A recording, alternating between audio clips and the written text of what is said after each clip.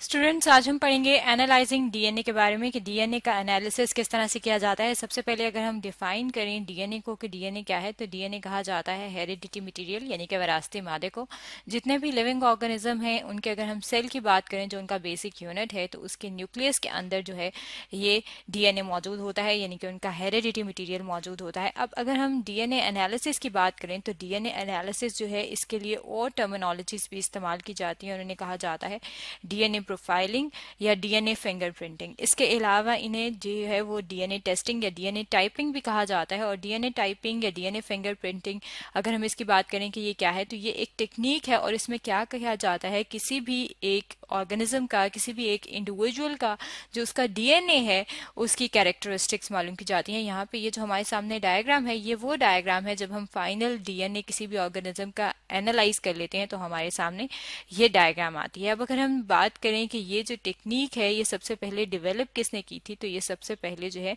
Professor थे जिन्होंने develop की थी और उनका नाम था sir Alec Jeffreys. Sir Alec Jeffreys जो है, अगर हम उनकी बात करें कि उन्होंने किस तरीके से ये टेक्निक डेवलप की थी, तो इन्होंने ये डीएनए की एनालिसिस के लिए रिस्ट्रिक्शन फ्रेगमेंट लेंथ पॉलीमॉर्फिज्म जो है ये इस्तेमाल की थी। अब अगर हम रिस्ट्रिक्शन फ्रेगमेंट लेंथ पॉलीमॉर्फिज्म की बात करें कि क्या है, तो इसे जो है वो रिफ्लेप्स भी कहा जाता है। अब रिफ्लेप्स में क्या होता है कि रिफ्लेप्स में जो है वो एंजाइम इस्तेमाल किए जाते हैं। एंजाइम्स जो हैं ये कौन से एंजाइम्स होते हैं, ये होते हैं रिस्ट्रिक्शन एंजाइम। और ये रिस्ट्रिक्शन एंजाइम क्या करते हैं, ये जो भी ऑर्गेनिज्म का डीएनए होता है उसे एक खास साइट पे, जिसे कहा जाता है रिस्ट्रिक्शन साइट, वहां पे कट करते हैं। अब अगर हम अपने सामने डायग्राम से देखें, ये हम अपने सामने ड्रॉ करें कि ये जो है ये डीएनए है। अब ये जो डीएनए ये डबल स्ट्रैंडेड होता है। अब हमारे पास कोई भी एक रिस्ट्रिक्शन एंजाइम है, हम यहाँ पे RE लिख रहे हैं। अब ये जो रिस्ट्रिक्शन एंजाइम है यहाँ पे जो है, यहाँ पे डीएनए के अंदर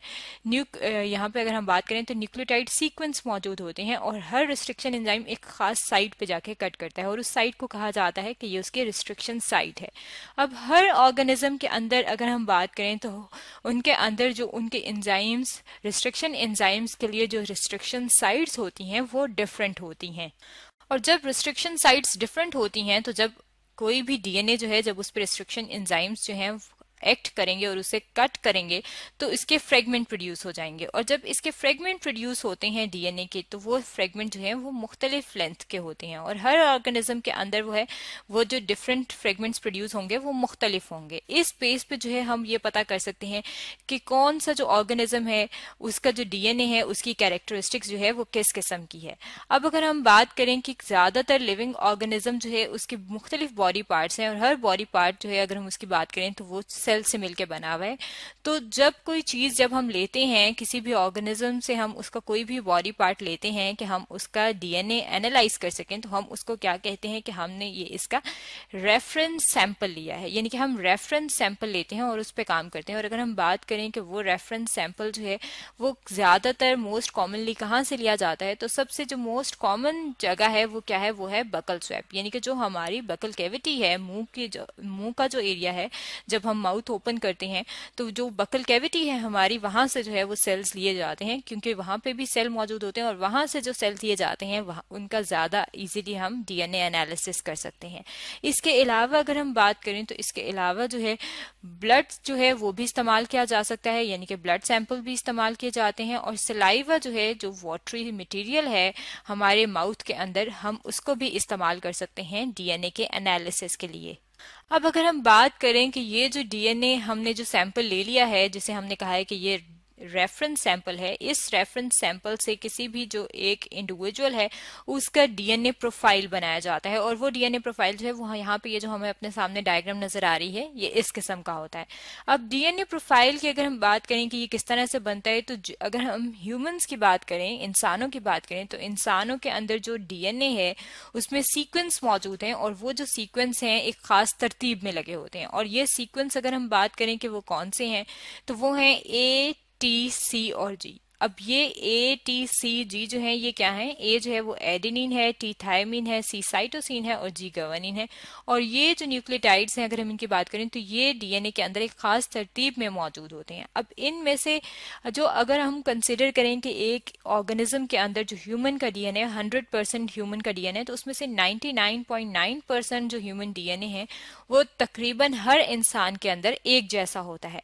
अब जो थोड़ा सा पोर्शन बच जाता है जो कि इनके अंदर डिफरेंट होता है ह्यूमंस के अंदर, अगर हम उसकी बात करें तो वो डिफरेंट इसलिए होता है क्योंकि उनके अंदर जो है वो रिपीटेड सीक्वेंस मौजूद होते हैं। रिपीटेड सीक्वेंस का मतलब है कि कुछ सीक्वेंस जो हैं इन्हीं ये ए टी सी जी के सीक्वेंस जो है वो रिपीट होते हैं और वो हाईली वेरिएबल होते हैं, यानी कि एक दूसरे से बहुत मुख्तलिफ होते हैं। और ये जो बहुत कम परसेंटेज है इसकी मदद से हम पता चला सकते हैं कि कोई भी ऑर्गेनिज्म जो है वो दूसरे ऑर्गेनिज्म से किस तरह से मुख्तलिफ है, क्योंकि उसका जो डीएनए है वो मुख्तलिफ होता है। लेकिन ये जो 1% से भी कम जो हम देख रहे हैं कि वेरिएबल रिपीट्स हैं, अगर हम इनकी बात करें तो जो आइडेंटिकल ट्विन्स होते हैं उनके अंदर जो है इसमें थोड़ा सा प्रॉब्लम होता है, क्योंकि आइडेंटिकल ट्विन्स के अंदर जिन्हें हम कहते हैं कि वो मोनोजाइगोटिक हैं, उनके अंदर ये जो रिपीटेड सीक्वेंस होते हैं ये तकरीबन उनके अंदर सिमिलर ही होते हैं। इसका मतलब है कि जब हमने किसी भी ऑर्गेनिज्म का डीएनए